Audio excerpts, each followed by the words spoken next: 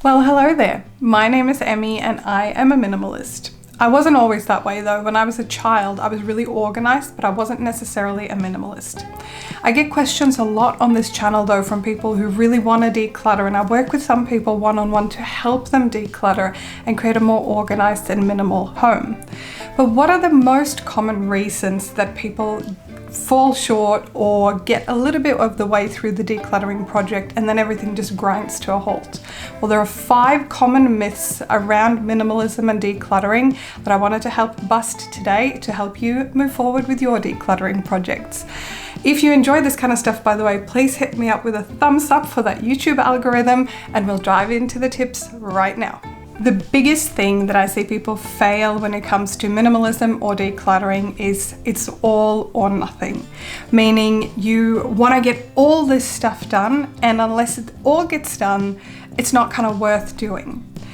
Minimalism, decluttering, cleaning things out is not an all or nothing game. It is a progress over perfection game. Yes, you can set yourself challenges. I've got a couple of declutter challenges that I will link below in the playlist for you if you're interested.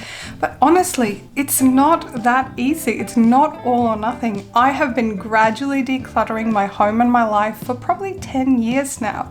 And there's nothing wrong with that. It's perfectly fine.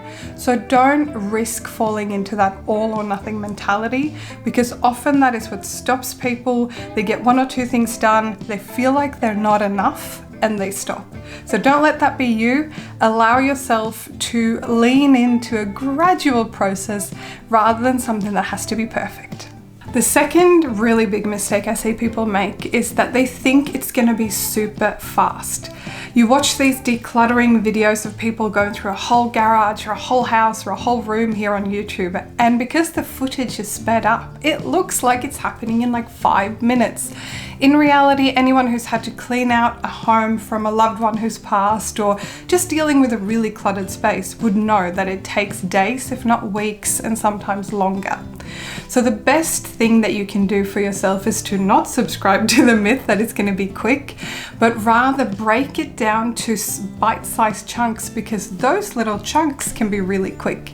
Again, in my declutter challenge that's linked below, you can see that if you tackle a room, a space, a cupboard, a drawer, you will get that positive momentum, and that part can be quick. But if you have a very big space and it's all a little bit too overwhelming, it is not going to be as fast as you think.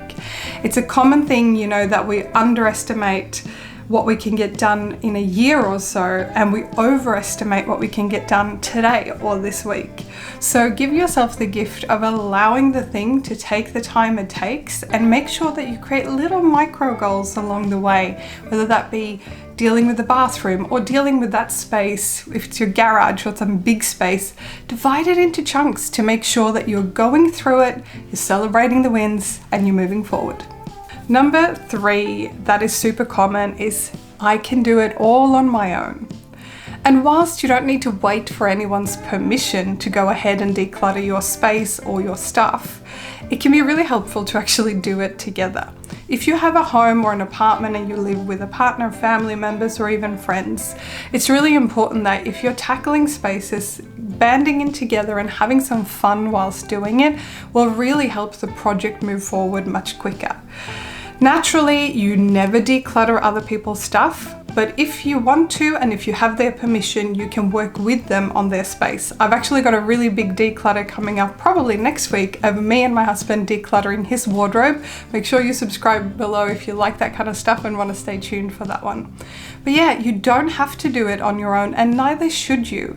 You don't have to get everyone around you involved and excited about minimalism, but please allow yourself to invite them along on the journey if they would like to be involved. And if you are decluttering spaces that involve other people, you kind of have to get them involved, and that's okay.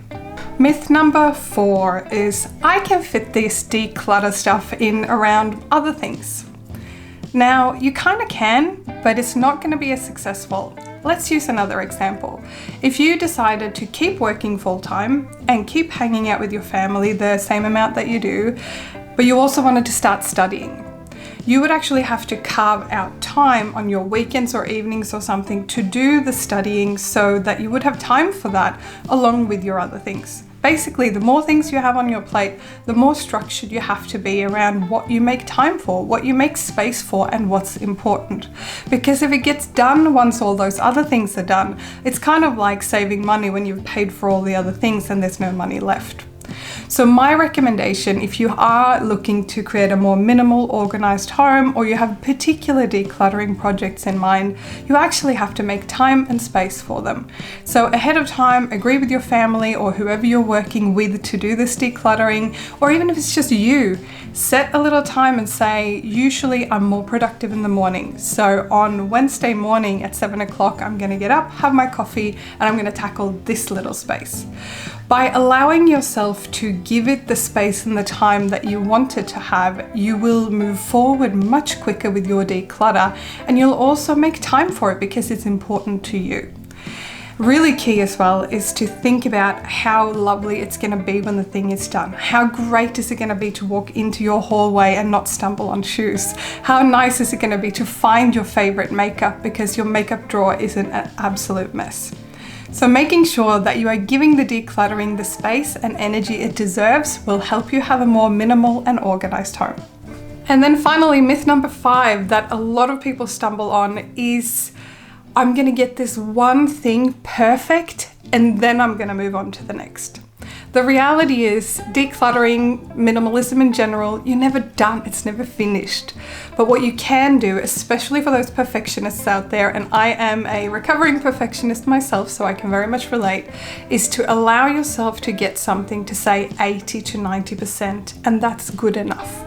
What I mean by that is, if you have a wardrobe, for example, and you're going through it and you're doing that big sweep and you're getting most of the decluttering done, so it's like 80% better easily in your mind. There's still a couple of bits and bobs that you're not sure about, some stuff you might want to sell, some stuff that's too hard basket to deal with right now. You might not know right now what you want to do with your wedding dress, and that is totally okay. You don't have to make that decision today.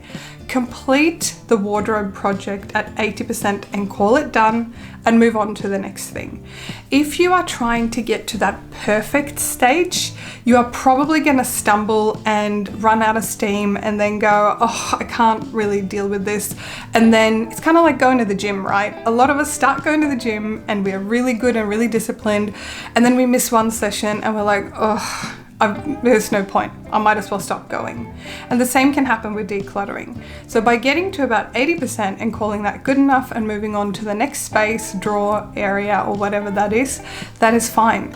I can assure you, over the years that I have been practicing minimalism and clearing out my home and my space and my life, there have been many times I go over the same thing again, and that is the maintenance that comes with having a minimal, organized home and space. You have to stay on top of it over time. This is also why quarterly decluttering is a practice that I have practiced for years. I have a few videos linked below for you if you're interested in learning more about that. But that is a practice that consistently helps me stay on top of my inventory without feeling like I've got to get everything to 100% every single time. The final thing to remember is do you. Do what works for you and your circumstances. Looking at other people's decluttering and ideas and what their homes look like and how they declutter their spaces is great for inspiration, but you know more than anybody else what your circumstances look like. So don't stress about your space not looking like mine. In fact, it probably shouldn't look like mine because your version of minimalism and organization is different to mine, and that is totally fine. So compare with others from time to time for inspiration, but don't allow that to be something that helps you fall short or trips you up in your mind that it's not perfect, so there's no point. Decluttering will always and forever be progress over perfection. And it's a habit and a muscle that we all train and work with, and for some people it's easier than for others. Now, I'd love to hear from you in the comments below. What are some of the biggest, hardest things for you when it comes to decluttering? Is it finding the energy? Is it having a good system? Is it finding time? I love making these videos to help you out there to declutter and organize your home and your life. And if you want to live a more minimal life, it can be really helpful. So let me know in the comments if there are any particular things that you'd like me to talk more about here on the channel. And I look forward to see you in the next video, where we will most likely be decluttering my husband's wardrobe. Have a wonderful week, and I'll see you next time.